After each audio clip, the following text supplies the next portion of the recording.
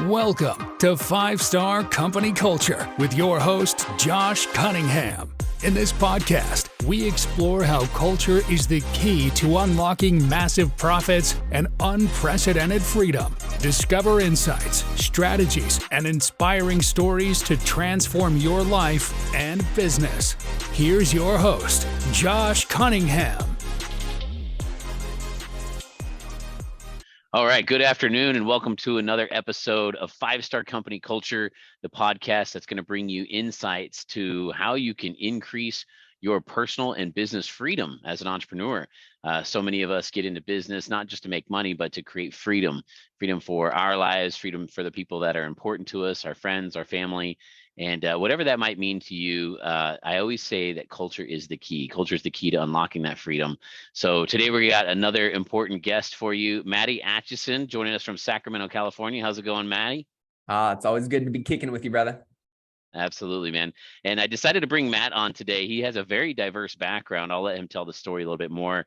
But Matt is focusing now on hospitality assets and businesses in the hotel space. And he even has some cool stories about the spirits space, which I know some of you may be a fan of, and got some cool stories to go along with that as well. So Matt, why don't you tell us a little bit about yourself and how you started your entrepreneurial career, and then we'll dive into a little bit more about this culture talk.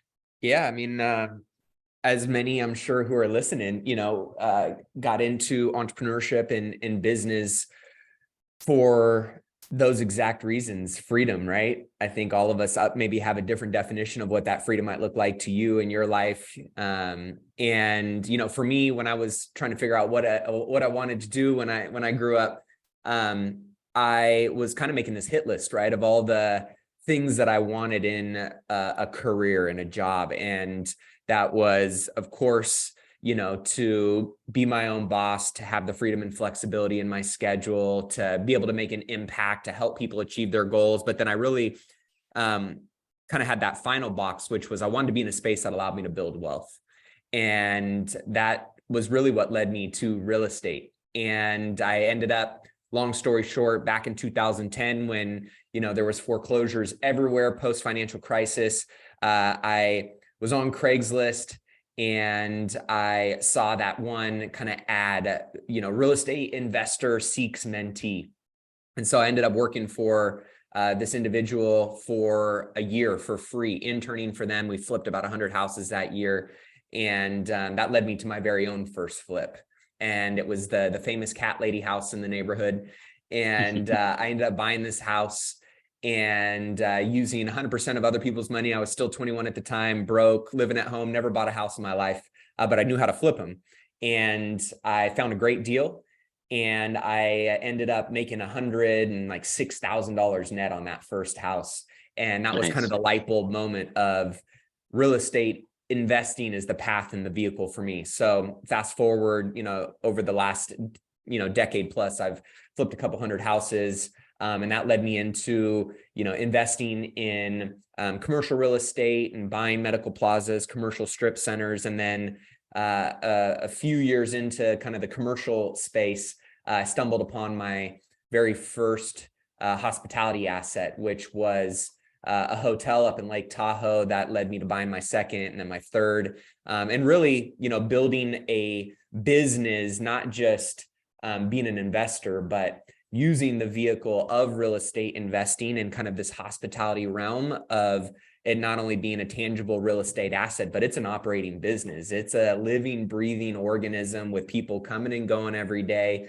And there was, a service that needed to be provided. So really building out a hospitality brand, a hospitality team and business, which then obviously led me into, investing into a distillery and, spirits and all different kinds of cool opportunities in the hospitality space. But, if you would ask me when I was first starting out as a broke realtor, I mean, that's where you and I met, at a KW event 9-10 years ago. Yeah. There's obviously been a lot of majestic failures along the way, a lot of face plants, a lot of learning lessons. But, looking up now, so grateful for, all of the different doors and relationships that have opened and, kind of been fostered through this arena of business. And I know we'll probably talk a lot more about what some of those opportunities and, insights consist of, but it's been a fun ride, man. That's awesome, man. And a couple of things I heard there that I just want to, re-articulate is, you said you started out 21 years old living in your parents' basement, and here you are today. You live this amazing lifestyle that most people would just say, "Oh man, this guy's lucky. Look how lucky this guy is." Well, I always like to say the definition of luck is when preparedness meets opportunity, right? So you were doing the right things, you were gaining the knowledge, you were getting proximity. You even said at one point that you worked for free, right? I love Robert Kiyosaki's foundational, philosophy of you work to learn, not to earn, and these are the things that helped you open doors. And every day here at Rockerbox, I mean, we've employed over 400 real estate inside sales assistants, and they're all college students. So it's great to be able to not only have a mentor, but to be able to mentor others. And that's one of the things I always, make sure to establish as a foundational truth, that if you want to get somewhere in life, right, it starts by having that definite purpose, right? Being purpose driven. So you had created this checklist. You said, these are the things that I want in life, right? And then you got yourself in proximity to, and even offered your services for free so that you could gather that knowledge. And it was just such an accelerated path to get to where you're at today. So I congratulate you on that, and just want to, re-articulate that to the listeners here.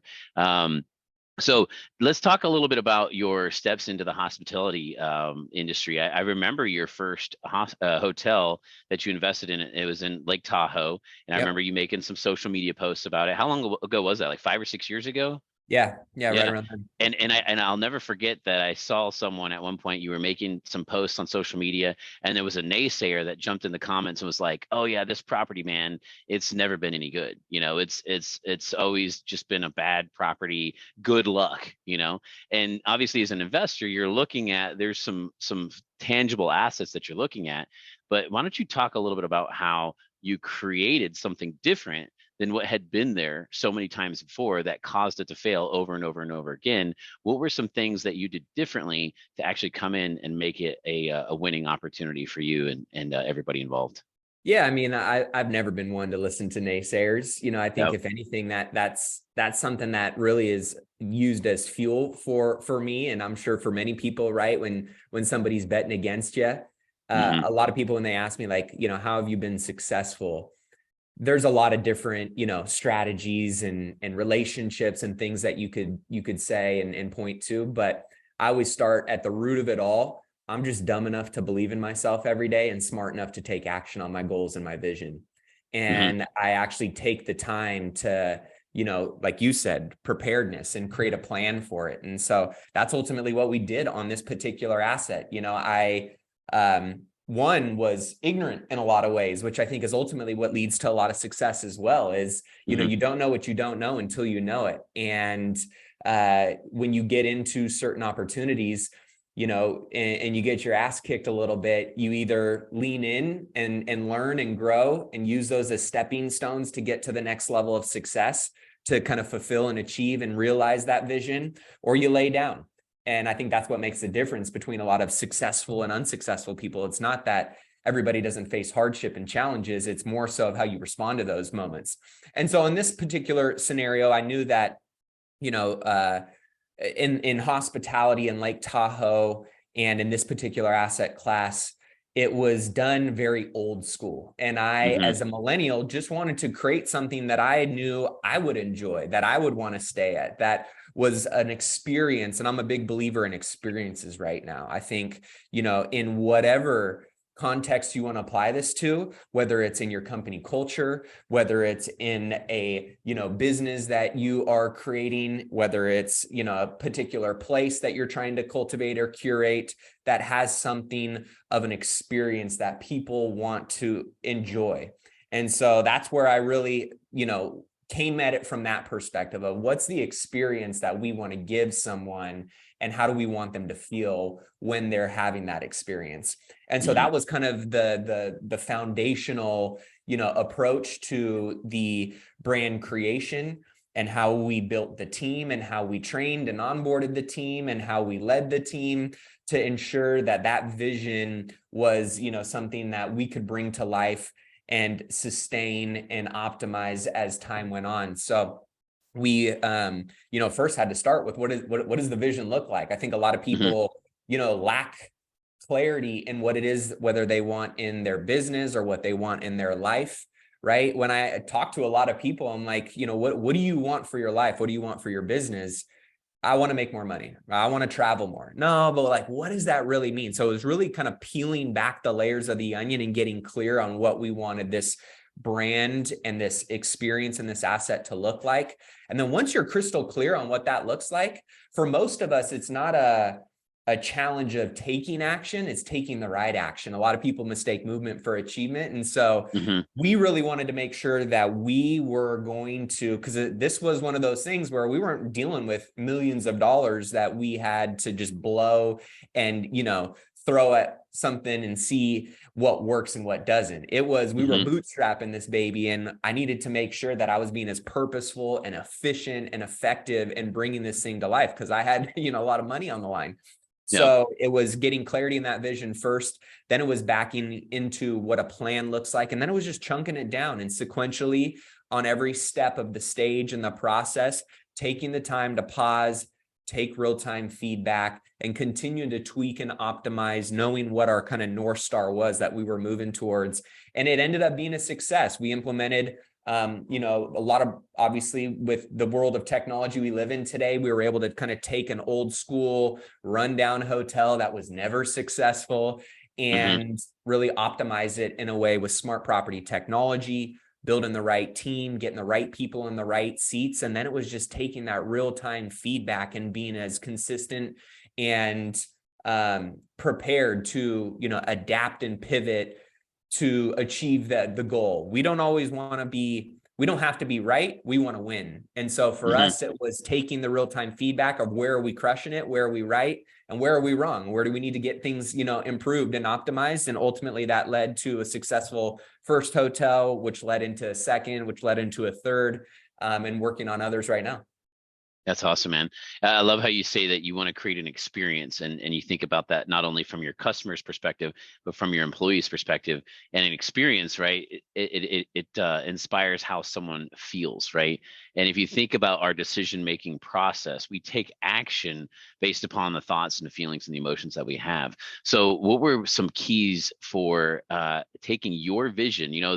The real estate mogul here, the guy that's generating millions of dollars in real estate, and then taking that vision to, a team of people that, you think about the hospitality industry, you've got, people cleaning rooms, you got people running a front desk, these are not the multimillionaires. So how do you take your giant vision and empower your people to bring that to life? What were some keys to your success? Yeah, I think going back to that first point of really being able to clearly communicate what that vision is and why we're doing it. And then how does that apply to each person on our team, and what is their DNA and ownership in it? It was one of those things too, where it was a very collaborative vision. I believe that the old school mentality of a top down, this is my vision and it's only my vision and you are responsible for making this vision come true, is very old school and in my opinion, just maybe not the most effective and impactful, especially depending on what the business model is and what you're trying to collectively achieve and who's involved in that vision. And so for us, it was a collaborative environment. My entire team helped us come up with the name of the hotel. They helped us come up with the color scheme, the brand, the logo. We even included a lot of people, as you saw on social media, of do you like this or do you like that? So it was one of those things where I really wanted it to be a collaborative environment, this horizontal approach. And then of course, it definitely had to come back to of who are we? What is this brand identity? What do we stand for? What are the values of it? What are we really trying to create? What can you expect when you plug into this ecosystem? This is what you're going to feel. This is what you're going to see. This is what you're going to experience. And so that was something that I knew was very important to me. And I think for everybody in whatever business or industry you're in or company you're a part of, it's one of those things where you don't need to be everything to everyone. Yeah. But you need to be very, very clear on who you are, what you stand for, so that you can really be polarizing to the people that you don't want to come into your world and keep them away, and that you can be magnetizing to the people that you really want to pull in and you really want to draw in, right? We all know those brands and those companies that we love, because of who they are, what they stand for, what they say, what they do, right? And the audio and the video matching. And you also know the brands, you're like, I'm never going to buy from that company again, right? Yeah. We're seeing a lot of that today because people don't identify with their culture, what they stand for, their values. And so it was one of those things where I really wanted it to be an inclusive experience for our team to collaborate something together. So they really had some DNA and some ownership in what this, experience and this product and this company was going to be. And it ended up being something that was a success, not just because of me and, my decision to take the risk and to go and pursue this opportunity. It was because of every single person that played a part in bringing this vision to life. Yeah. Yeah. I love how you state that, because that's really been one of our keys to success here at Rockerbox. We're almost a decade old now, and we've been following up with cold buyer leads all day, every day. And you hear about the problem at hand. Hey, we need to solve this problem. But it's been that collaborative approach that we've taken, having, getting that feedback from the employees, having, monthly masterminds with our team members. And it's not necessarily one genius at the top just rolling down all the ideas and getting everybody to, march to the beat of the drum. It's that being inclusive and getting other people to lift the organization up to new heights together. And so I think that's another great example. It wasn't the magical shade of paint that caused the hotel to suddenly be successful. It was being inclusive and allowing everybody to feel like they have a sense of ownership in this organization. I think that was the difference maker between probably your attempt at making this hotel a success versus all the previous failures. Yeah, I think, just a final thought on that is, especially in times like right now, where it feels like a lot of people feel more divided and more isolated. More than ever, people want to feel a part of something and connected and included. Yeah. And so if you can really think about how you can create that type of environment and how that translates over to the physical experience, right? That's why we talk about like experiential hospitality. There's a renaissance going on in the hospitality world right now. Like, people aren't as inclined, especially younger travelers, to want to stay at a Hilton or a Hyatt or a Marriott because it's been done the same way for such a long period of time. Whereas now certain people are going, I want to stay at something a little bit more boutique that aligns with me, that aligns with the experience that I want to have. And so when you think about how people, businesses, those things are physically translated into a space that somebody can tap into and be a part of, it can create this stickiness, this loyalty in a way that just having something pretty can't do. Yeah. The sense of belonging and connection. That's 100%. Yeah. So talk to me a little bit about, I know we got a little bit more time before you got to go. You've taken some of these same values and some of this same, purpose-driven approach to now investing in the spirit world. So I know you were telling me just last week, you've got, what is it, gin and bourbon distillery that you've invested in, and you've also gotten some coffee production as well. So how does, as an investor, all of this, core values and purpose and vision of an organization help you determine who you're going to invest with, who you're going to get on board with, and help grow that organization? Yeah, I mean, I think, some are passive investments, some are very active investments. For me on the passive side, right, it's, I don't want to be a part of anything that I just don't feel aligned with. And so, I vote with my dollars, I invest with my dollars based on alignment with my core values. And so it makes it really easy for me to make decisions on what companies I invest in, what teams I believe in, who I want to associate with, when I really, my lens in which I audit those decisions through is, am I aligned from a core values perspective or not? Because I know a lot of people that have great, successful, on paper, profitable business models, but I just don't align with the leadership team or the founding group, or, who they are and what they stand for. Maybe they're just not good people. So for me, that's something that I made a decision on a while ago of, I could go and surround myself with a bunch of millionaires, but if they suck as human beings and they are horrible husbands or wives, they're estranged from their kids, they only care about themselves and they're just about the dollar, That's just not who I am. It's not who I want to Yep. be associated with, and it's not who I want to support with my time or my energy or my resources. And so that goes on the other side of the coin as well. If I feel aligned with something, with someone, not only because of what opportunity is there, but who they are and how they're going about things, that's something that's exciting to me. That's something I want to be a part of. And so it's not always about, of course, it has to make financial sense. But it's not always about that for me. You know, when I get to my deathbed and I look at the rearview mirror of my life playing out, I don't think I'm going to measure it, you know, being a successful life based on how many commas and zeros I have on my balance sheet and in my bank account. I'm going to say, wow, was that a hell of a ride or what? Like the peaks, the valleys. Did I stay aligned with who I was? Did I learn and grow? Did I leave it all out on the floor? You know, was I a part of something special, not just because of what it could do for me, but because I felt aligned in what I could potentially serve and bring to that as well. And so that's the way I'm looking at a lot of, you know, what I'm giving my time to right now is, you know, wanting to be a good role model for my daughters, of course, and, you know, wanting to be a good role model and leader for, you know, my team and for other people that are, one, investing money with me, and two, that I'm investing money with, and seeing how that cross-pollination and connecting the dots with the right people based on the right values, what that type of impact can look like, you know, compounding over a long period of time. Yeah.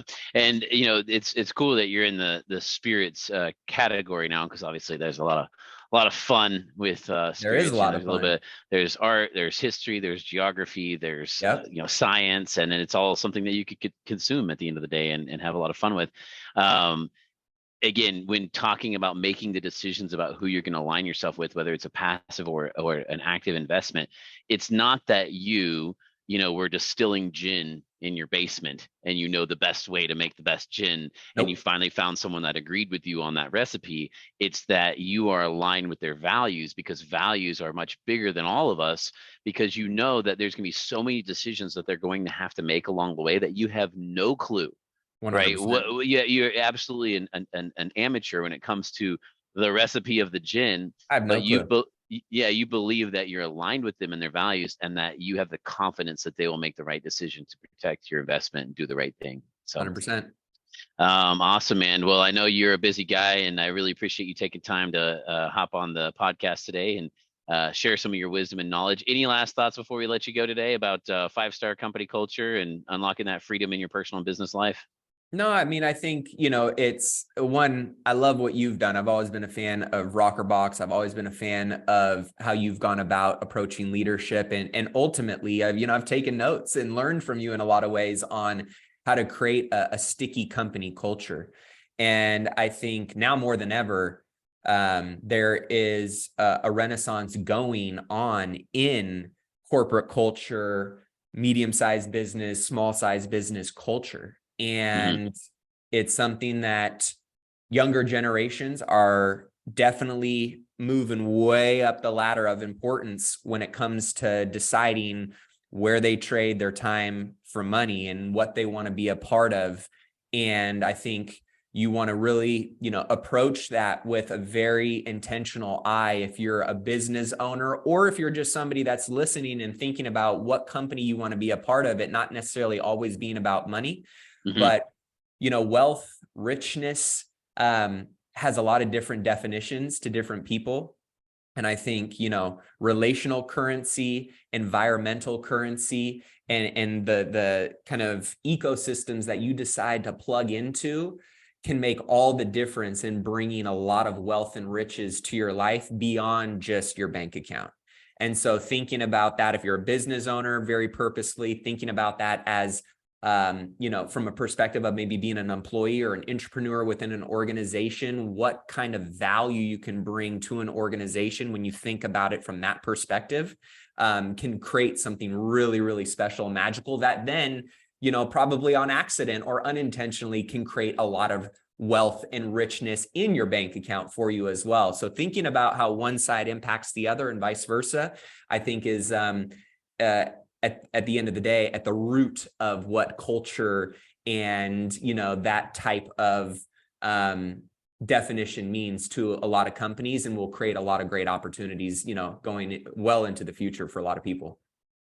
Great, man. Well, I really appreciate the kind words. It's such an honor hearing that from you, and appreciate you again taking the time to come on and share some of your wisdom today. If people want to follow you, get a hold of you, learn more about you, what would you recommend they do? They can always listen to my podcast, millionairemindcast.com. We're on all, different podcasting platforms, top 100 entrepreneur and business podcast in the world, anywhere from top 100 to 200. Been doing that for almost 7 years now, which is kind of wild. Wow. But they can always follow me on social media too. I got my YouTube channel. I also have my handle @officialmattia on all platforms, and love connecting with anybody that hears me on a show. Awesome, man. Well, thanks again, Matt. Appreciate your time. And thanks again for listening. And stay tuned for more amazing guests in the future to talk about 5-star company culture and how it can unlock your personal and business freedom. Thanks again, guys. Take care. Thank you for tuning in to 5-Star Company Culture with Josh Cunningham. Embrace these lessons to elevate your business and join the ranks of thriving organizations. Stay tuned for more episodes. And until next time, remember, culture is the key to your success.